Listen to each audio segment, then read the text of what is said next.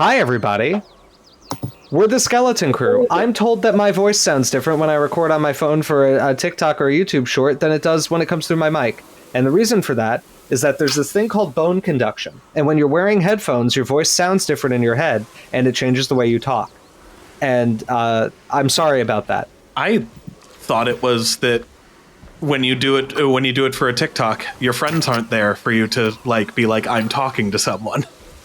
That might also be the case. I think my voice is... I think I make my voice a little bit higher and more nasal when I'm talking with headphones on because it sounds normal to me like this. But I also had conference voice when I recorded those shorts on my phone because I did them right after I got back from SVP, and my voice was a full octave lower because a conference, like the Society for Vertebrate Paleontology Conference, or Society of Vertebrate Paleontology Conference, to say its name correctly, that we just had last week, was, a single 96-hour consecutive day where there were occasional naps while it was dark. And I was speaking for basically 95 of those hours, which is normal for me, perhaps, but there was also no water to be had. And my voice was scratchy. I sounded like I'd smoked about 1,000 packs of cigarettes. Now, the Skeleton Crew, you may be asking, who are these people? You may have seen some videos of us coming across whatever your short, vertically oriented video platform of choice is. And Unless it's been Instagram because they've been dumb. Well, right, Instagram will let our videos. But yes, you may be like, one of them has a beard and talks fast. The other one has a darker beard and talks more slowly. What's going on? There are multiple people in the Skeleton Crew? Yes, there are. If you're joining us for the first time, I'm Dr. James Napoli. I am a research instructor at Stony Brook University's Renaissance School of Medicine, where I teach human anatomy to medical professional students. My name is Amelia Zietlow. I'm a PhD candidate at the American Museum of Natural History. My name is Scott Johnston. I'm the vertebrate paleontology, fossil preparator, and technician at Harvard University's Museum of Comparative Zoology. My name is Alex Rubenstahl, a PhD candidate at Yale University, and always twirling towards freedom. Indeed. And Dalton Meyer is not with us, but he's also a PhD candidate at Yale University. He's hanging out in the cool state of Colorado at the moment. We're the Skeleton Crew. We're the Skeleton Crew. Thank you. For those of you who are just joining the Skeleton Crew for the first time, you may be interested to know that we are actually all real paleontologists. We assume that most of our longtime viewers have probably put this together by now. If you've been watching our channel for a long time and have not realized that we're all paleontologists, you probably need professional assistance. I think we make it pretty clear. But if you are just joining us for the first time, we've had a big uptick in subscribers recently. That's what we do. We're all real paleontologists, and we're going to tell you about a dinosaur today, and then we're going to rank its design at the end of the video. And today's dinosaur is Australovenator, or Australovenator, or Australovenator, or Australovenator, or Australovenator, or another pronunciation along those lines. The one that has Loveinator in it is the one that I was told is the correct Australian pronunciation of it. It is also my least favorite pronunciation of it. Right. Right, exactly. I like Australovenator. Just have it flow and not have Loveinator in the middle of the name. Anyway, should we see it? We should see it. Regardless of what it's called, we're going to look at it. Let's take a look at this thing. May I behold it? Behold. Some critters. Now, I like this fellow quite a lot. This is good. Oh, it's such a good design. Spoiler, I think this is a good design. Oh, it's so pretty. It's so well done. I kind of like this watermelon flavored one here. Now, Australovenator. We know a few things about it, maybe. And that's kind of stretching it. What does its name mean? That's one thing we can know. Its name means Southern Hunter. Oh. And that is very creative. He south. He hunt. Right. And the species Southern name Hunter. is just a place name Saurus, basically, right? Yes. Yeah. Yeah, the species name, Amelia, do you want to take it? No, I don't know what it is. So the species name is Wintonensis. It's from the Winton Formation in Australia, which is either early or middle Cretaceous. We're not entirely sure, it sounds like. Which is funny because this guy did come out in the late Cretaceous back. He did. Well, And good for him. yes. And that would be, except if so, I think, so it's either the very, very end of the early Cretaceous or kind of the middle Cretaceous. And if it is from the middle Cretaceous, which I'm inclined to, how old is this? Let's say it is, then in most conceptions, and when people discuss the middle Cretaceous, they may actually be discussing the early late Cretaceous, in which case this would make sense. We like to distinguish. I like to personally use Middle Cretaceous because I think there's something to it, but for many it is the early late Cretaceous. Right. No, I mean, I think Middle Cretaceous is a good term that we should have. And what messes with me is that, But I don't know why. sorry, I'm sorry? I was just saying what kind of messes with me in this is that this guy did not live with like Metaburosaurus or Minmi or Yeah. Oh, it's sad. Dinosaurs bigger than they are. Especially because I mentioned this to James while you were walking home before we recorded, that I had always heard the, I guess, myth that the Walking with Dinosaurs, like Ghosts of the Ice Forest episode that has Lielanosaura, Metaburosaurus, and the polar allosaur and Coolosuchus, I was always under the impression that the polar allosaur wound up being Australovenator. No. It would have been a good idea. No, it's not. Well, no, because this fossil had not yet even been found. That's another thing. But like Lielanosaura is known from one of the locality or one of the formations where the Australovenator is from, right? Maybe? Let's check that. Chat, is it? Chat, is this real? I was looking for yesterday in the collections of the Peabody. I was looking for a sacral centra to check a weird character, and I was basically pulling every theropod drawer. And I pulled a drawer that had in it, for some reason, this was something that our collections was like, we should have a cast of this. But the cast of some astragali that are labeled Allosaurus Australia. I'm like, oh, no way. Is this the... You found it. Is this that's the specimen that... Maybe that's the specimen that the Australian Allosaurus is from. Because I think it is... Wait, what is rapator? Is rapator astragali? Or is that a tibia? Rapator is a metacarpal, I think. Metacarpal. It is a metacarpal 1.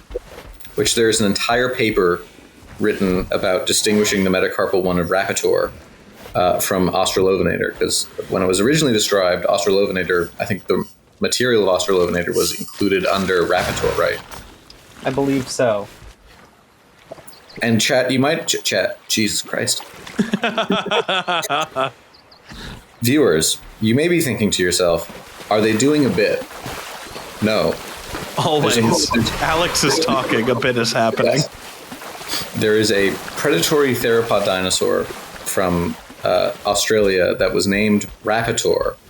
It is spelled Rapator, so it is pronounced Rapator. Lamau. That's its species epithet. This is a Rapator lamau. No, its name is better. Rapator ornitholestoides. Oh, stop it. Really? Yes. Damn. Thank They're you, like, all right. Von Wayne. Von who? You know, Amelia, how do you this say is... his name?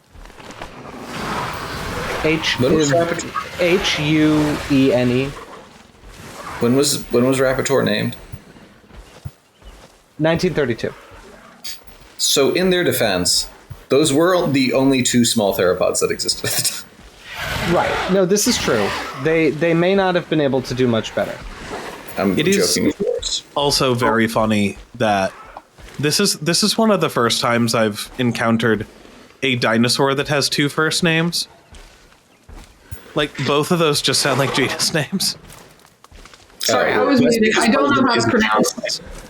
I don't know how to pronounce the name. If there's an E at the end, it's probably not German because that's not standard. He is apparently German.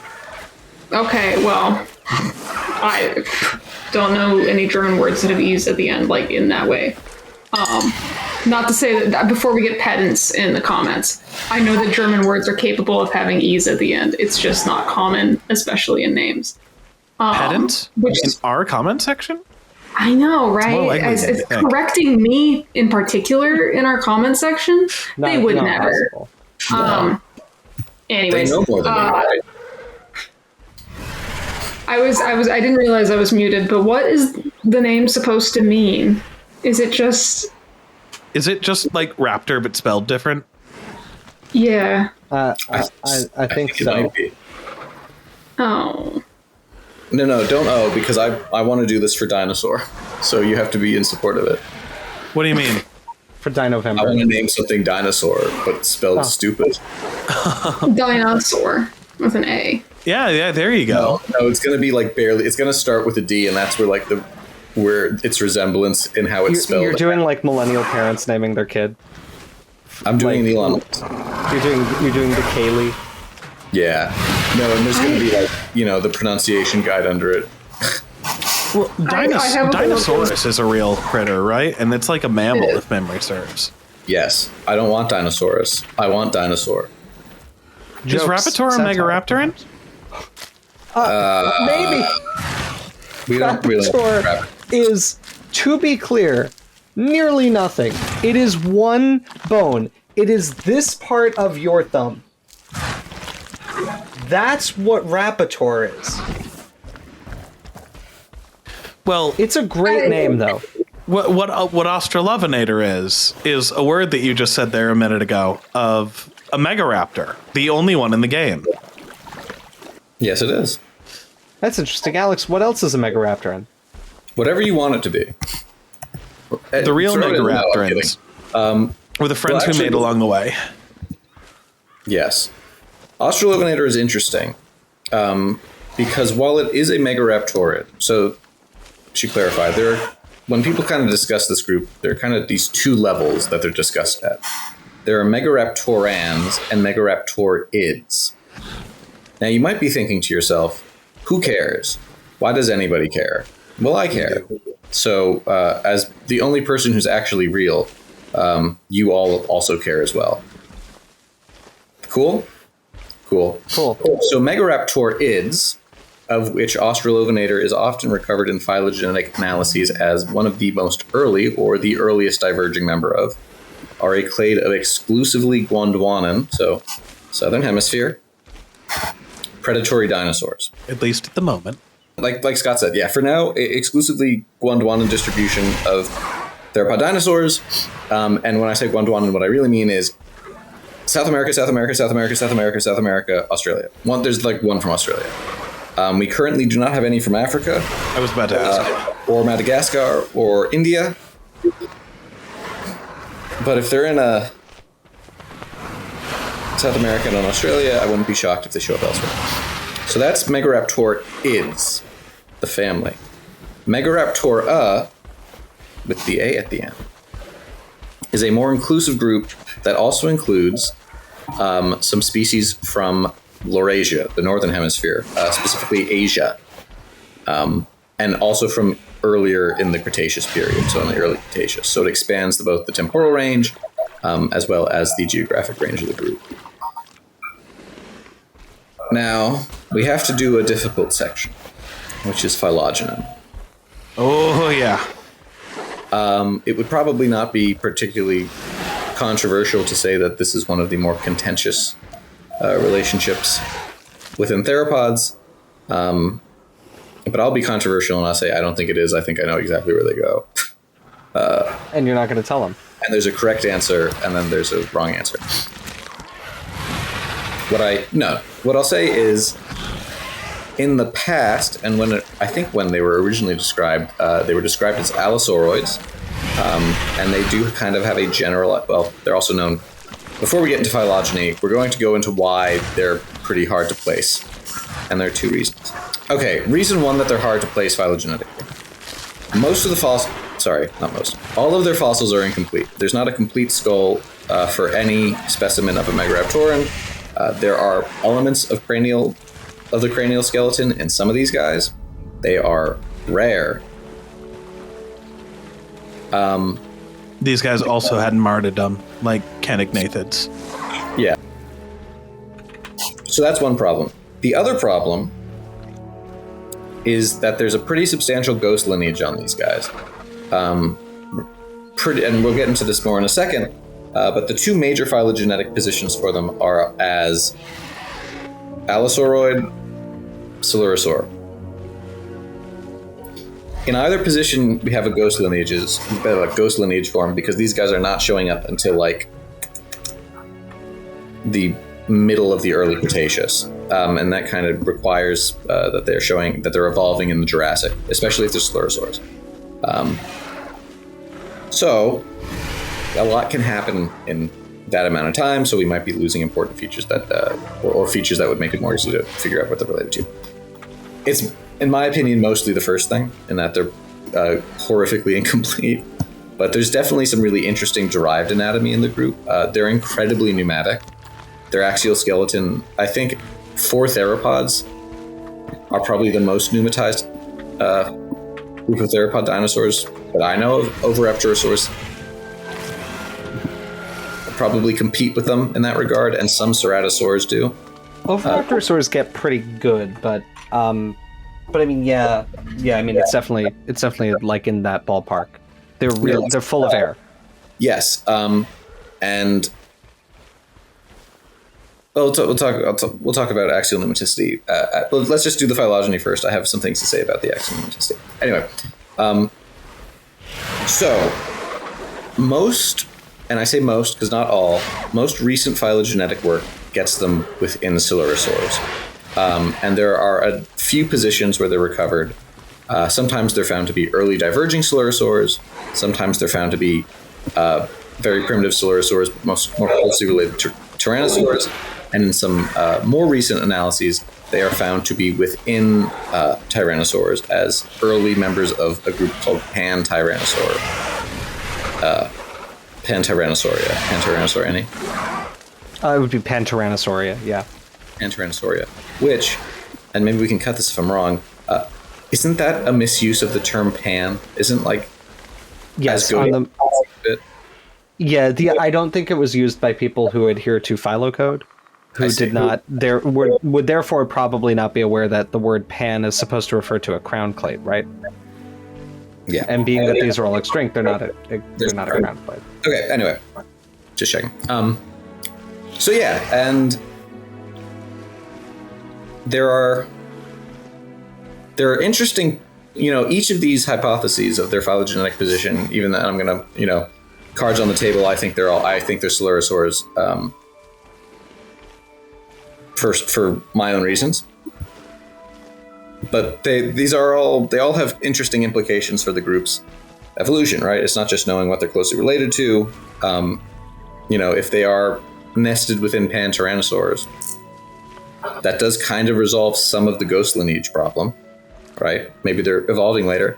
What it doesn't do a super good job of fixing is if they're evolving when the continents are beginning to separate in the early Cretaceous, how are they getting, what's their distribution like? Stuff like that. So there's if they're evolving if they're early coelurosaurs that are evolving in the Jurassic period, though, it makes sense that they have more global distribution. Anyway, in terms of unique features of the group, generally, when you see them in art, they're often represented as having long faces, a long face, and big claws on their first fingy. Like Spinosaur. Yeah, exactly. And that's where they get their name from. Yes, it was originally thought to be a dromaeosaur pedal ungule. in megaraptor was originally. I remember reading about it as a youth. I do too. And then they thought it was an allosaur or maybe a spinosaur. I remember Tom Holtz's Dinosaur Encyclopedia has an illustration of it as a spinosaur. Yeah, it does. And now we have a pretty good idea that it belongs to this kind of weird clade. I would also say that extreme axial skeletal pneumaticity is at least a uniting feature of the megaraptorids. But anyway, yeah. So when it's usually reconstructed, big claw, long face. It's worth pointing out that, like I said before, there's not a complete skull for any of these, and the long face is based on some juvenile specimens of megaraptor. Yeah, the juvenile specimen of megaraptor, I'm perpetually surprised we were able to actually assign it, because megaraptor is a fairly incompletely known animal, or the holotype is fairly incomplete. The juvenile skull is quite good. It's nice. It's a nice skull. Is it really? Yeah. It is kind of the only one we have. There's a bit of the posterior skull in Erosteon. I don't think there's anything in there to suggest it had anything that would suggest it had a long face. It could have. But yeah, you always see megaraptorids reconstructed with long faces, and that's because really the only good rostral material we have for one currently suggests this. Others could have not. No. It's apparently around. The group is around until the asteroid hits. So like, they're hanging out. And like one of the last ones is a giant. It's like the biggest member of the clade is the one that's in the Maastrichtian, right? It's the Meep. Meep. Mipe, right? Mipe, I believe, is the pronunciation. And it is also a little funny if they're tyrannosaurs, in that like tyrannosaurs appear like a weird early diverging group of southern hemisphere tyrannosaurs are like, all right, we're also going to do pretty well in the late Cretaceous. It'd be very funny. It's like you become a tyrannosaur. Inside you, there are two wolves. One has giant arms. One has tiny arms. Right. So yeah, there are a lot of possibilities for what these animals are. I think they're really interesting. I cannot... Eventually we'll find a good one, right? Eventually. There may even be things coming down the pipeline from other workers. Who knows?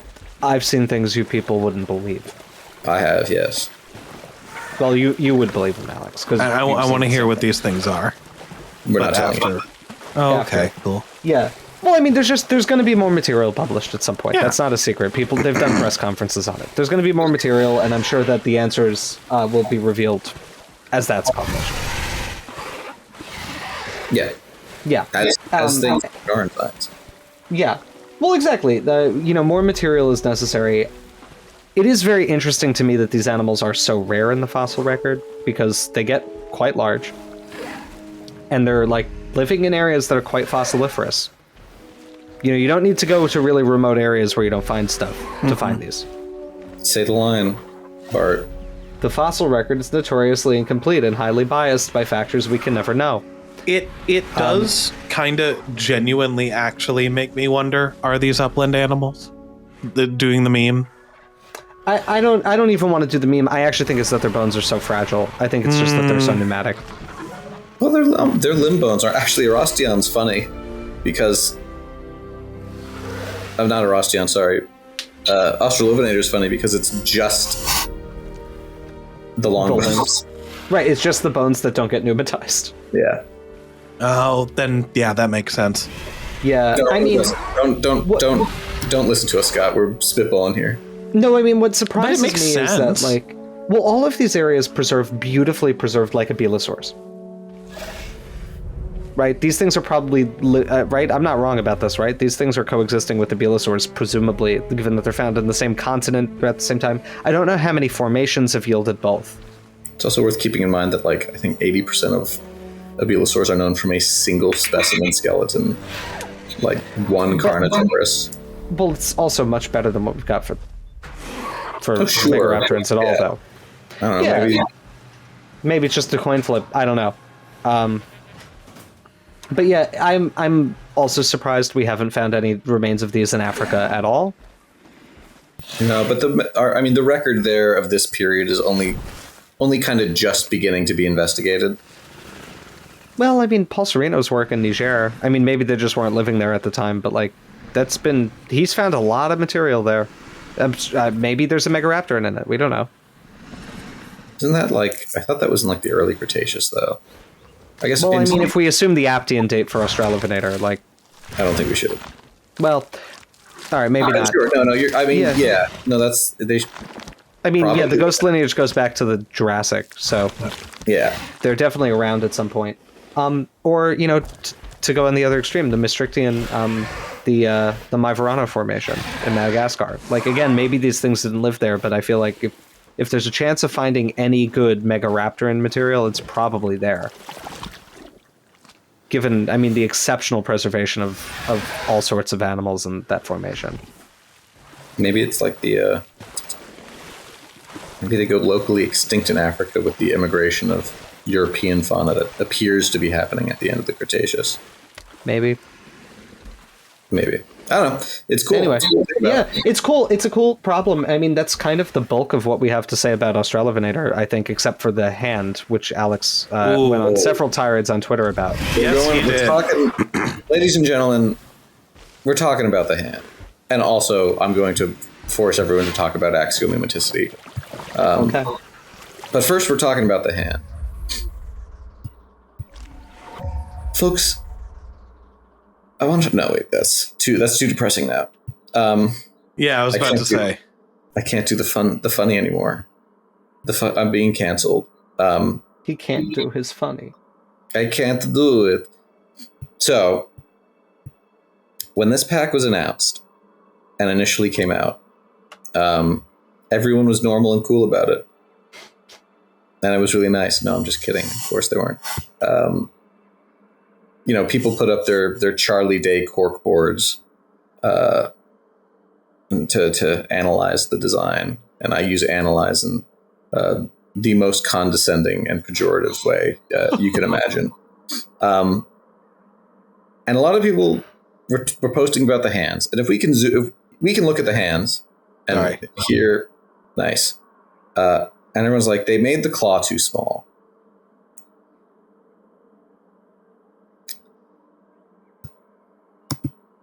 Did they really? They did not. No? So this might surprise you.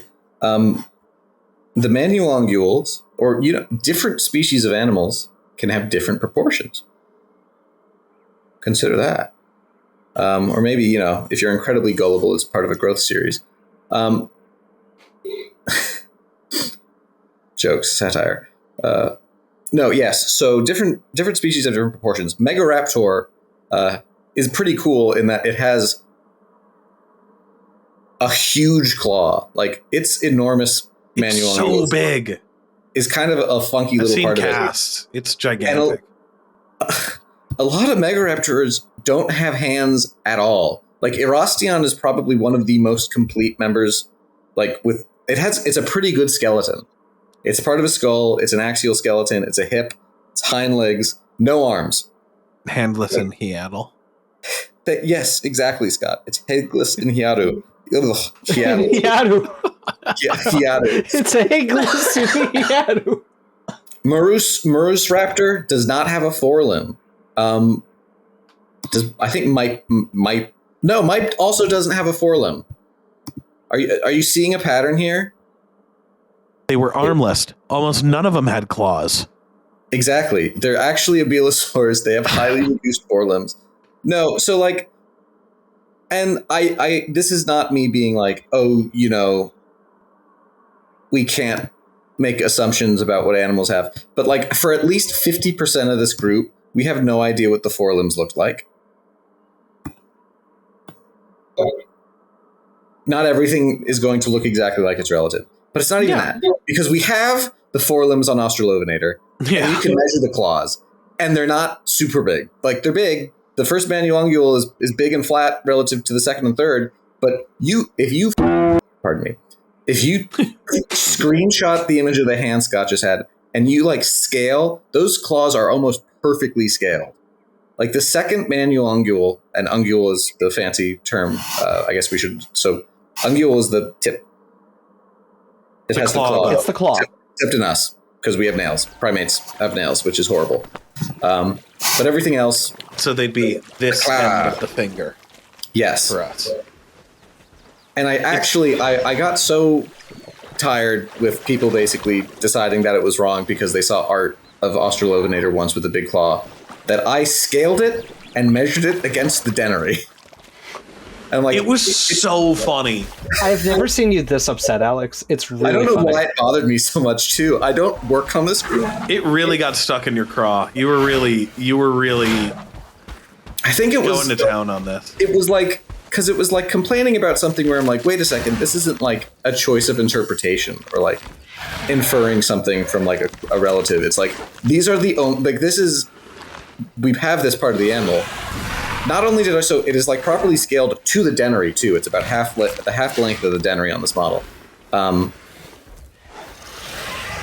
They even, it's even a little bit too big, which you could then say, oh, that's the keratin sheath. Because other people, you know, people are like, oh, it's too small. It would have belonged with the keratin sheath. It works with a moderate keratin sheath. Anyway, it's still a big claw on its first digit too. Like you can see it when you like look at the model and like there it is. Yeah. And they gave it a nice long snout too. Like they incorporated things we know about megaraptors. I mean, it should be feathered, but like whatever. Oh yeah. Right, so wait, the complaints were that they made its claw too small? Yes. Yes. Everyone was like, oh, they're, what was it? You know, I don't know. Like they're making like its iconic features too. Yes, that's what it was. It was just like, it's a group called megaraptors. Like they're known for their huge first claws.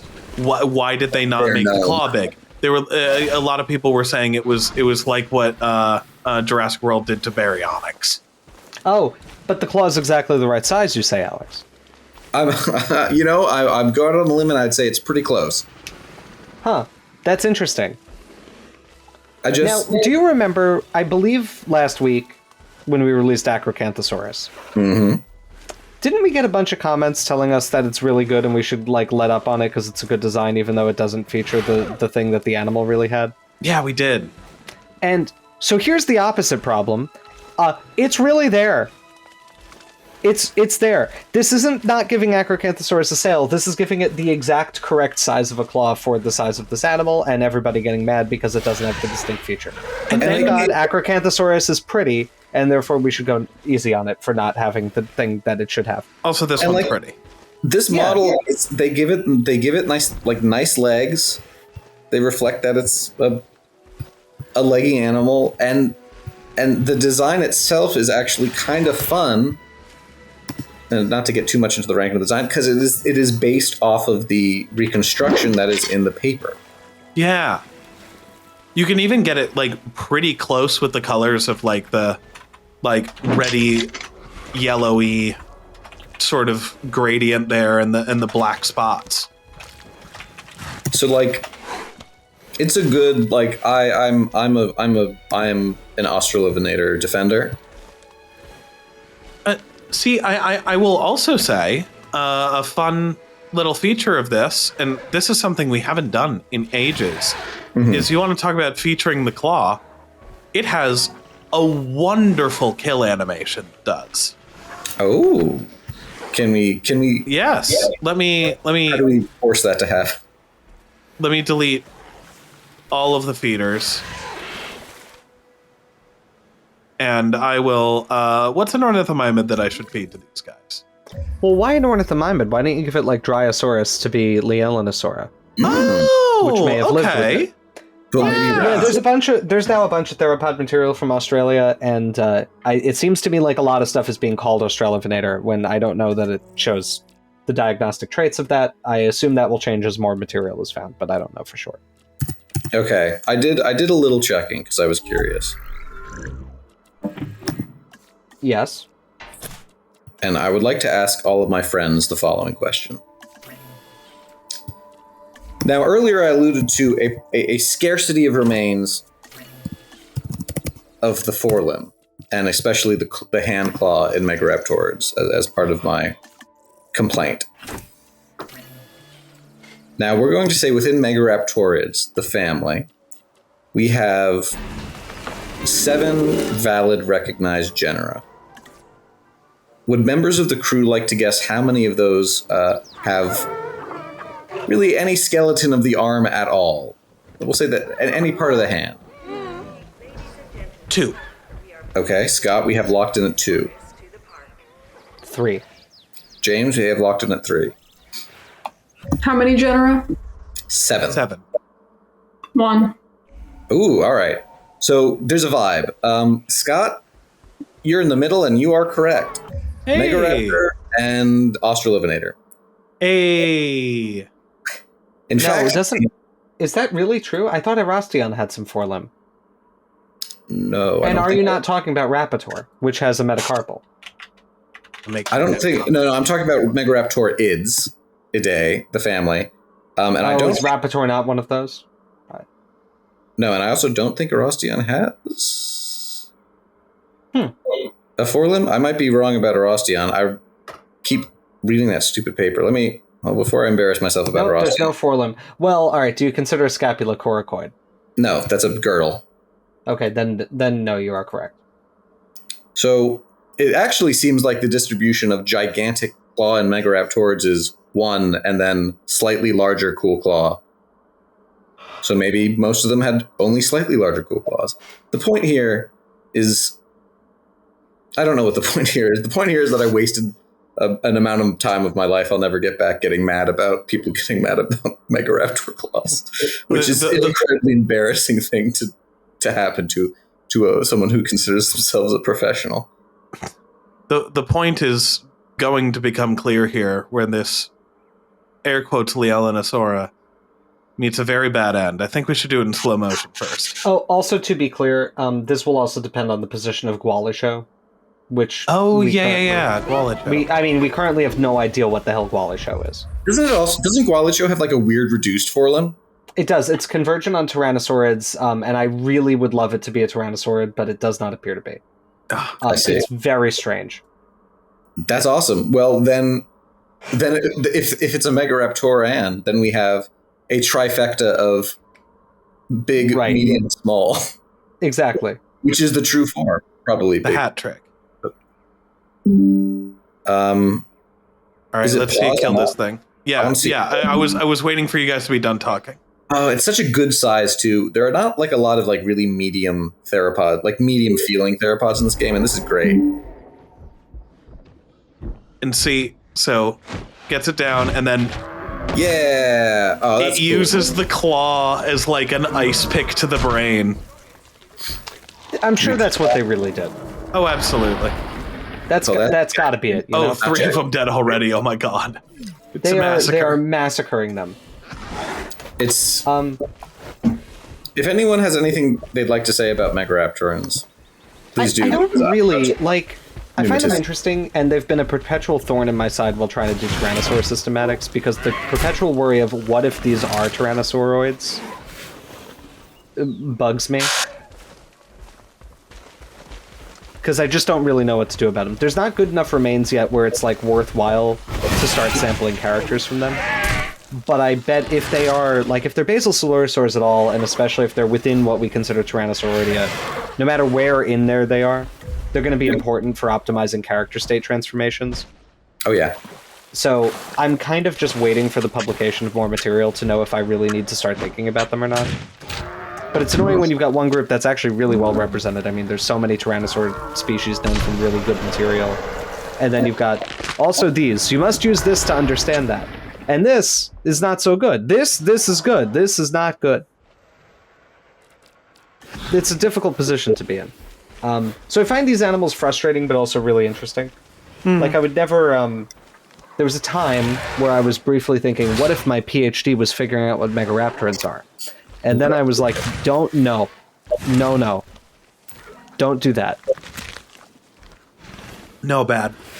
No, it's hard to, I mean, again, the material's largely in South America too, so it's tricky to work on in the Southern Hemisphere. They have their own excellent teams of paleontologists cracking ace.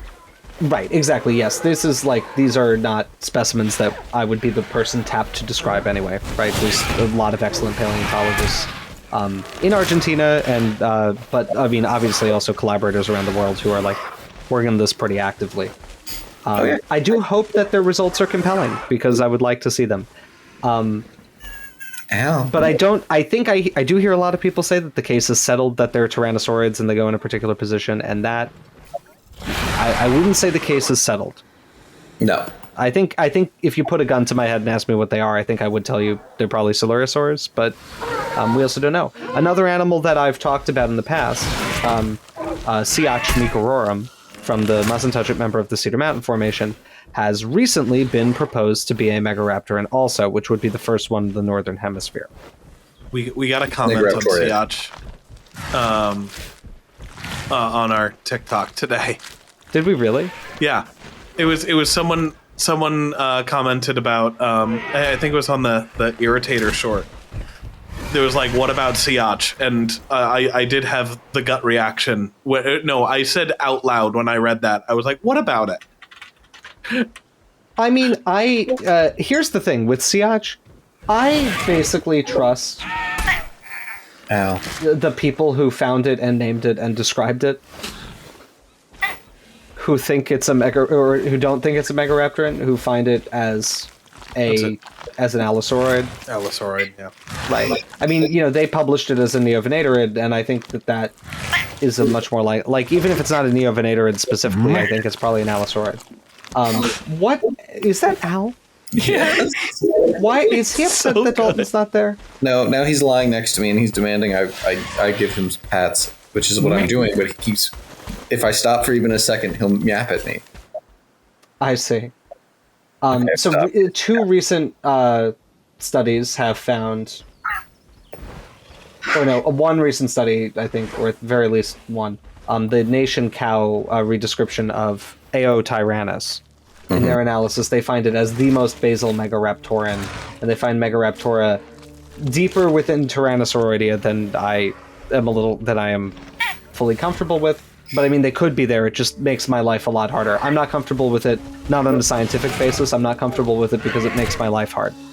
I respect that. It could be right, although it seems a little high for me. If they are going to be Tyrannosaurids, I feel like they'd go a little bit lower than that. But regardless, I am inclined to believe that Ciach is probably an allosaurid as originally described. It'd be weird if the most basal known megaraptoran was in North America when no other evidence of the group exists.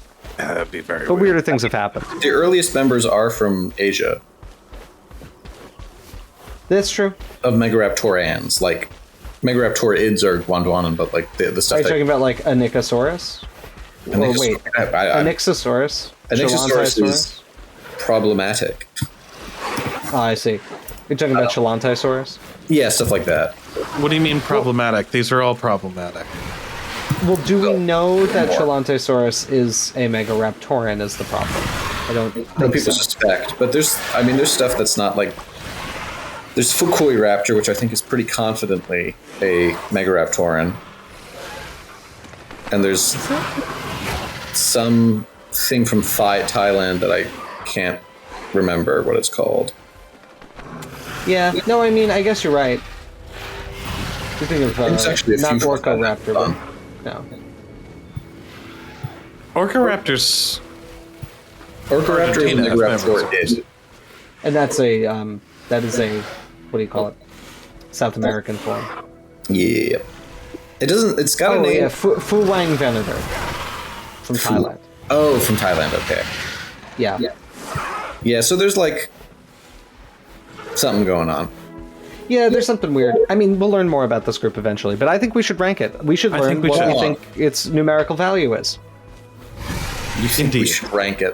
When there's such a conversation to be had about its axial pneumaticity? You buffoon? You clown? What are you, full of air? Like a Rostion? Alex, is this a bit, or are we okay to rank it? No, I'm talking about the pneumaticity. Shut up. Okay. Do it as a quick facts as we transition to the species viewer. So, Al, shut up. Pardon me. Axial pneumaticity is cool. Kids, they're not telling you this at school, but axial pneumaticity is cool, and they're covering it up. Mentioned earlier, Megaraptorids have super duper axial pneumaticity. What this means is that the bones of their back, their neck, back, and sometimes hips and tail are invaded by diverticula, or basically outpocketings of the respiratory system, whether they be from air sacs or possibly even the lungs, as happens in some ostriches. Hard to say. But this is unique to birds, and it's also present in dinosaurs, the kind of invasion. Some dinosaurs have skeletons that are what we call enigmatic. They are not invaded by the system. This includes ornithischians, but also some theropod dinosaurs, which would be primitively, at least in neotheropods, pneumatized. So things like alvarezsaurs, Mononychus, have actually incredibly enigmatic skeletons. They don't have these pockets carved out by the diverticula, whereas things like megaraptorans, super pneumatic. Their vertebrae are full of weird holes and pockets and have all these awful laminae that I had to learn all the names of when describing Siluris, because it also has a million weird excavations in its vertebra. Some other groups, like I mentioned earlier, oviraptorosaurs, very pneumatized, but ceratosaurs are also incredibly pneumatized, and they're pretty primitive. And they're a cool example of why we can't treat all axial pneumaticity the same. There was a pretty cool paper that came out recently that was describing the nature of this pneumatizing of vertebra. Like how is the tissue of the respiratory system actually interacting with the vertebra? And so they looked at two Madagascan theropods, Majungasaurus and Rahonavis.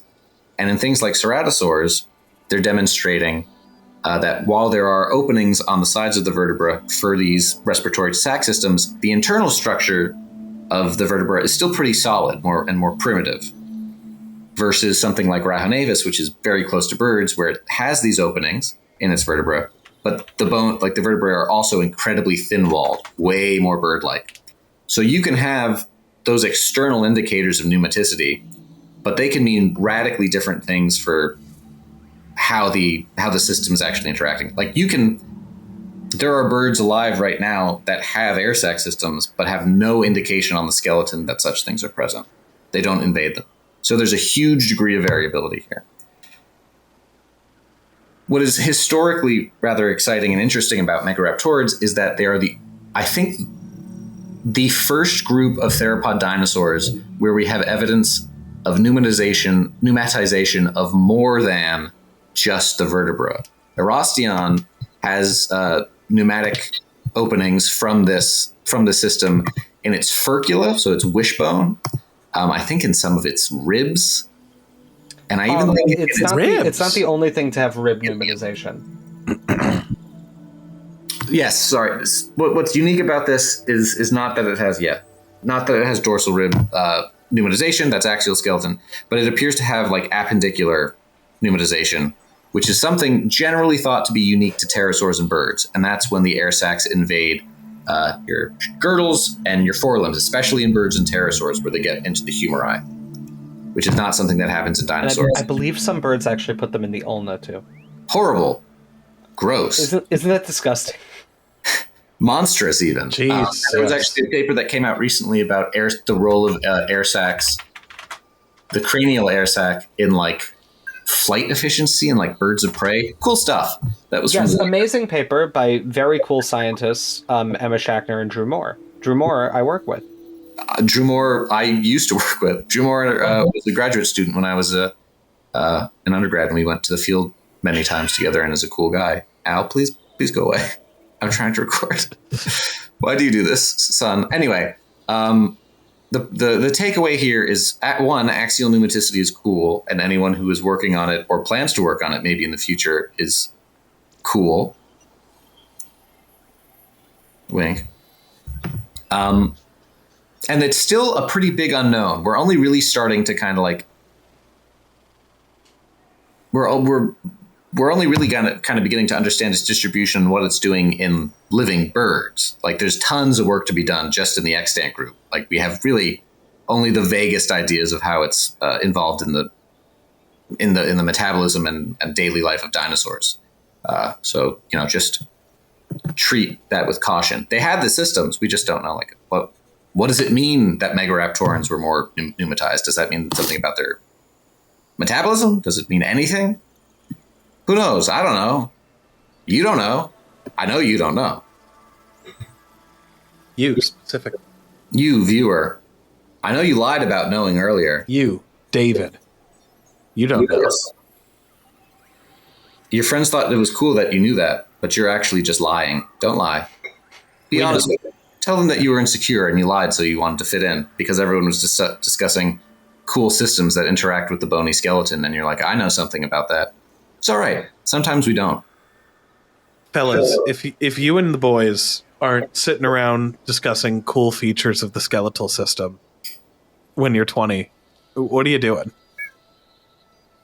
You're a paleontologist, and if you're not, touch grass.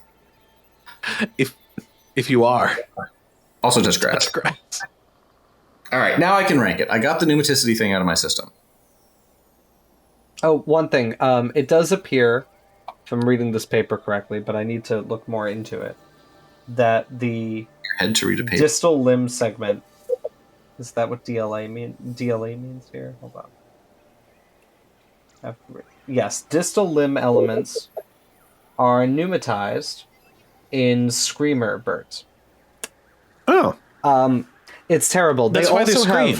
They also have subcutaneous air sacs that go even further down the distal limb. Right.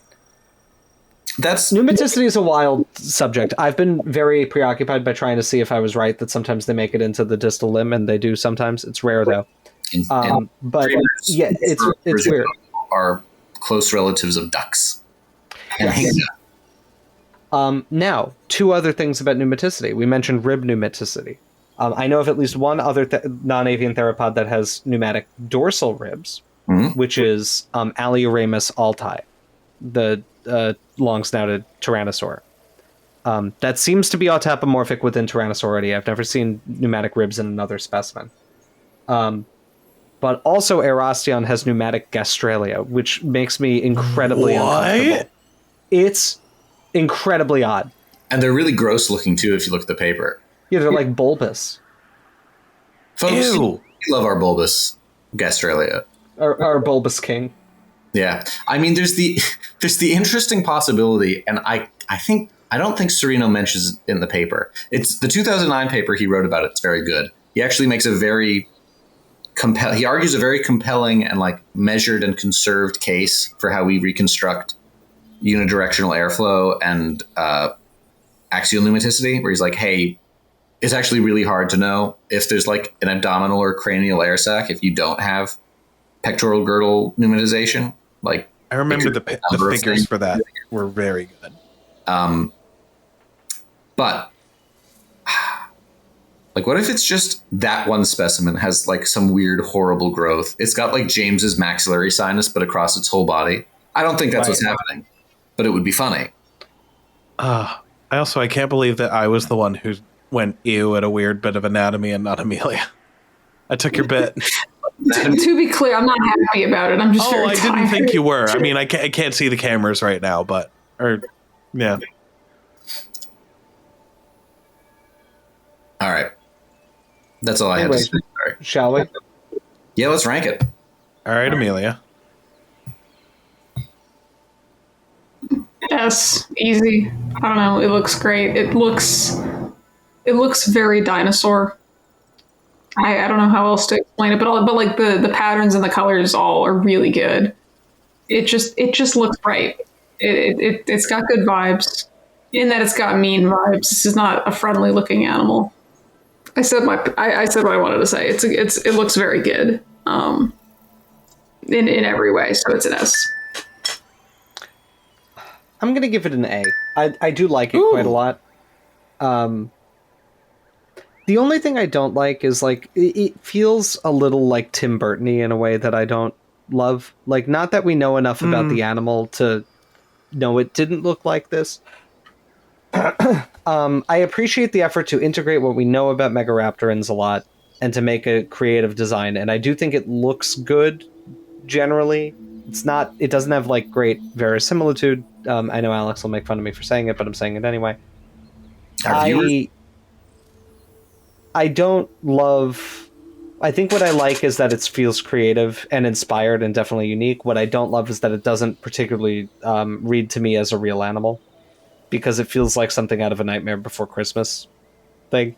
Something about the way the back half of the animal looks. Regardless, though, I do like it a lot overall, and so I'm going to give it an A.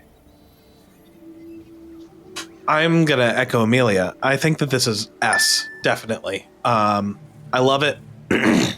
I think that I tried to get it close here to the reconstruction that was published alongside it. And turns out you can either go way redder than the reconstruction or a bit yellower. So I decided to go a bit yellower because it looks a little bit closer. But one of the things I like about this is they really, really do a good job of making this look fast. This looks like a very fast animal. Gotta go fast. What was that? I said gotta go fast. Gotta go fast. I think they did a very good job with the texture on the skin. Like, the scales look lovely, and I like the kind of smatterings of larger scales throughout in these like couple series that look like they have a nice pattern to them, and I kind of like the little, like, they're not spikes or iguana spines or anything like that. The little just ridges going down the back. I think it's neat, and I like pretty much all of the colors as well. You can make it some pretty funky ones, but I like the kind of more subdued ones with that like splash of color right up at the tip of the nose there, and how the spots, or rosettes, I don't know, very frequently have a gradient that goes through them. I think it's very pretty. I like it a lot. Gets an S. Well, Scott, I like you a lot. Oh, thank you. What did Dalton say? Dalton said S. Based. Yeah, this is a low S for me, and it's only a low S because it should be feathery, and it was a DLC animal, and I really do like it when they give them kind of like a shaggy coat. I think it makes them look kind of silly, and I like it. Yeah. And I see what James says about the kind of the Tim Burton-esqueness of it. And I can see what he means, and I actually kind of like that. But you were talking about the back half of the animal, and what strikes me as like Tim Burton-esque is the head. It looks like kind of a Tim Burton bird. Yeah. Which I find rather endearing, actually. Tim Burton. It's the head kind of evokes bird in a way, to me, more than even some of the more avian dinosaurs in the game. And I think it's those little beady eyes with their like round pupils. Yeah, look at that. Yeah, that is like some horrible heron.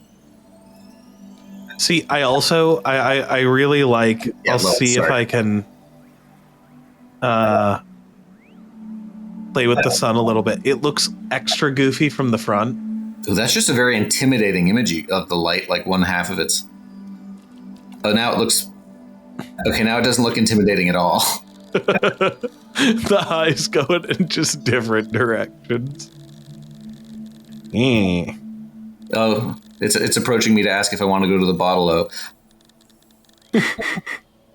I mean, come on. Look, the claws are plenty big if you look at the hands. God, what a horrible looking hand. What a horrible animal. I love him. It's approaching at a rapid pace. Uh-oh, the bottle is closing. Get there quick.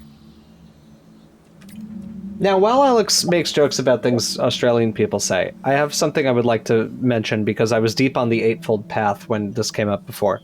Why are we applauding them for reconstructing this as a hypercursorial animal? It's not a hypercursorial animal. We have a whole leg for this. It doesn't have long legs. It's not a fast animal. I think it looks good. Actually, I think these legs are also probably properly proportioned. They just kind of make the whole thing thin. Well, I think they've designed it to look fast, but the animal has no adaptations associated with cursorial behavior. Really? Yeah. Like, I feel like with megaraptorans, there's all these truisms that come through. It's like, they're fast, their claws are enormous, they've got long snouts, and it's like, none of this is based on anything. I think it's even mentioned in the release animation for it, in the dialogue that they say that it's a super fast animal. Hold on. Sure. Are the metatarsals the right length? Because the model has very long metatarsals compared to the paper. The metatarsals, I think That's actually a very good position. I got it in. It's that's great. Let me see what Also, the lengths I think are. the original publication like alludes to it being. I think that part in the game might come from the paper, like suggesting it. Like that is a runny guy. Wait, Scott, I need it in perfect lateral view. I'm about to do image analysis in Fiji. Is this good, James? Yes. Okay. James, are you about to steal? He's going to do a paleontology. Enhance. Left lateral. Enhance. We're doing... Well, I'm going to measure it. You can move it out of left lateral now. Okay. I've copied the image. Because the metatarsal proportions that I'm looking at here are like... Those are Albertosaurian. Like, that's a long metatarsus for... In this animal on screen? Yeah. Yeah. Not like... I think this is...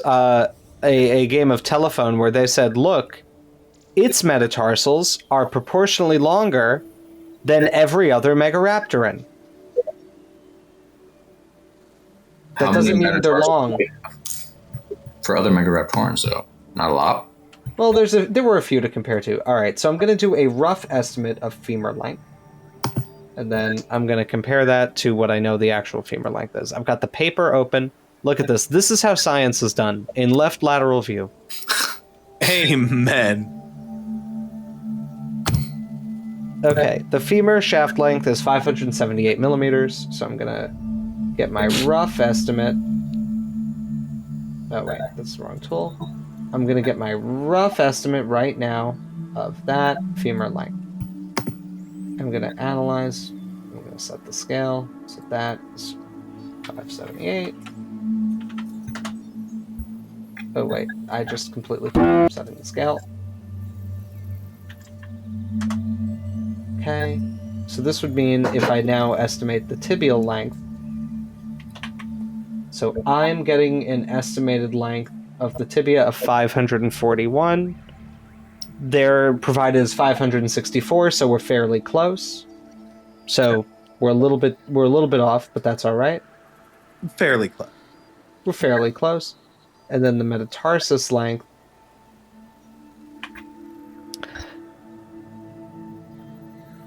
I get 380 millimeters. So I was low on the tibia measurement. Mm-hmm. Recall that. And I just got 60 millimeters longer than the metatarsus should be. Ooh.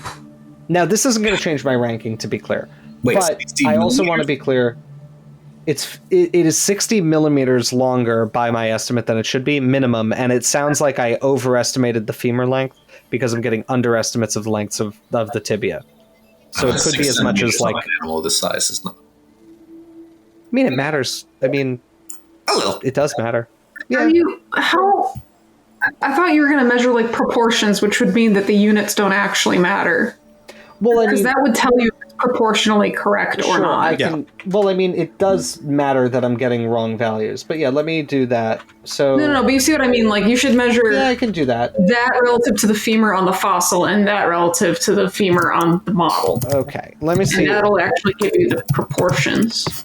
This is a fair point. Let me see what they... So they say 322 divided by 564. So they get their metatarsals are 57% the length of the tibia. So a little over half. I get them as 70% the length. This is significantly off. Okay. Right. So, too cursorial looking. F. Well, down there with Deinonychus. No. I just wanted to make the joke. It is very cool that we just found that out, because that is something that like has been talked about quite a bit for this model. Right, and it's just like, no, right. I've been thinking, like, I was like, how? I don't think so. So, like, there's a few, and we could do a video on this. We always the say release this, animation even highlights it. Like, one of them runs out and like skids to a stop, like it's going real fast.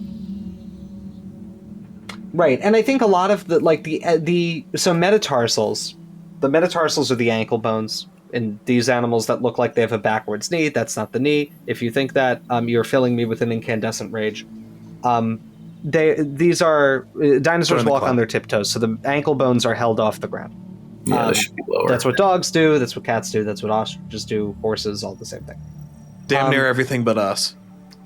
A lot of mammals don't. But fast-running animals tend to. And Fair. Dinosaurs in general are well adapted for like faster locomotion from early on. But, what? Amelia made a good joke in chat. The metacarpal is the powerhouse of the foot. She's so mosasaur brain that she not only the joke is funny, but also yes, that hand bone is the powerhouse of the foot. The metacarpal, the metatarsals are really relevant to figuring out how well proportioned your leg is for running. The longer they are, generally, the better you are at running. There's other features too, like in theropods, many fast-running theropod groups, especially coelurosaurs, squeeze the metatarsals into a structure called an arctometatarsus, where the third metatarsal, which is the one in the middle because the first toe is kind of a dew claw, it's like pinched and really, really skinny and wraps behind the other two. And it's been theorized that this is a shock-absorbing mechanism. Tom Holtz, who you probably know from paleontology, social media, everywhere, actually did his PhD extensively on this topic. Pops up in tyrannosaurs, ornithomimosaurs, oviraptorosaurs, and troodontids. You get the same kind of thing happening a lot of times. Sorry. And it turns out you can achieve the same thing by making your middle metatarsal also very big, which is what noasaurs and elaphosaurs do. Cursorial ones, which is weird, and I don't like that. But I like that they call it an antarctometatarsus. The southern that's funny. arctometatarsus. Right. Also, alvarsaurs arctometatarsalise. I think so. Yeah, they do. Some of them do. So yeah, this is a pretty common feature. So we generally expect any fast-running theropod to probably have this. No megaraptor, and yet none does. I don't think the evidence is supporting these as fast-running pursuit predators, personally. This also would have implications on where I would expect them to go if they are tyrannosauroids. But right, probably a little more basal than they've been recovered, if that's where they go. I'm sure this has been worked on before, but I was just thinking about it when you were listing the arctometatarsa distribution. It is funny how basically every coelurosaur except dromaeosaurs has that. It's so funny. For running good. It is interesting, and yet dromaeosaurs are the ones that are named for running. Isn't nature amazing? Isn't nature amazing? Thank you, Malayev. I don't. That's where I've been getting this from. All of SVP, I was just, isn't X amazing to everybody? Yeah. It's from the translated Therizinosaurus paper from Yevgeny Malayev. Some dromaeosaurs do approach a subarctometarsal condition, though, like microraptorines. Yes. So anyway, regardless, what I'm saying is there's no evidence that I would say tells us that this animal is particularly likely to be a fast runner. It does have the longest metatarsals of any megaraptoran, but it is also theorized to be a fairly basal one, so maybe they're evolving towards a more stout kind of appearance. The other thing is just smaller animals in general, and this is a relatively small member of the group as far as I'm aware, tend to just have longer relative metatarsal proportions because of allometry. It's just a common thing that as you make the animal bigger, the relative size of the metatarsals goes down. So you'd expect a smaller member to probably appear to have the most long and slender metatarsals. And that's what big metatarsal wants you to think. Is what big metatarsal wants you to think. Anyway, I don't care. I think it winds up in S tier, but I felt the need to say this. Well, let's find out. Alrighty. So, with all S's except Jimbo, that puts Australovenator up in S tier. Huzzah. And we shall see if he is met up there when we spin that whale that Australovenator is still on as I notice this. I hope we don't get Australovenator again. We would have to do it again. We would, but we're not. We're doing a pterosaur. Okay. that is The known for worst-looking being in the one. book, and that's it.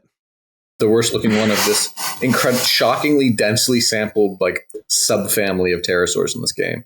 Oh, It's yeah. like the Totally. Yes. this is the non-dinosaur version of the Asian stegosaur focus. It's like we're going to Yeah. we're going to fully represent the pterosaur fauna of like the Crato Formation. We Yep. have to. And we also have to thank our patrons because Indeed. I certainly wouldn't be staying up until nearly 1 o'clock in the morning, at least once a week, recording YouTube videos if it weren't for the very generous people who think that having scientists directly make science communication content for the internet is a valuable enough thing that they support us financially. And I must say, as I always say, we really couldn't do this without you, and we couldn't keep doing this without you. So thank you to all of our patrons, including our most generous patrons who at this time are insert nickname in brackets, Benjamin Seepser, Philip Fico, Christopher Bellis-Jones, Aaron Anderson, Adam Molos, a Black Spectral Pig, Blacklight Virus, Camphibia, Chaotic Kaiju, Dino Dom, Kevin Preem, King Zashu, Life Finds a Way, Max Ironpaw, Ryan Wants to Die, The Wigster, Wanderer, and Wheat. I like. Thank the you to Wigster. all of our patrons. The Wigster is perhaps my favorite name to read now. It's there's something very energetic about it that I like a lot. But thank you to all of our patrons for your support, because again, this is what keeps this channel going. So thank you all. Absolutely. And we will see you next time when we talk about, is this our last pterosaur now? No. What? Dimorphodon. Oh, yeah. And Barbadactylus. Great. More pterosaurs. I'm But actually one fewer for next week. All right. Goodbye. Bye. Dennis Reynolds ass delivery.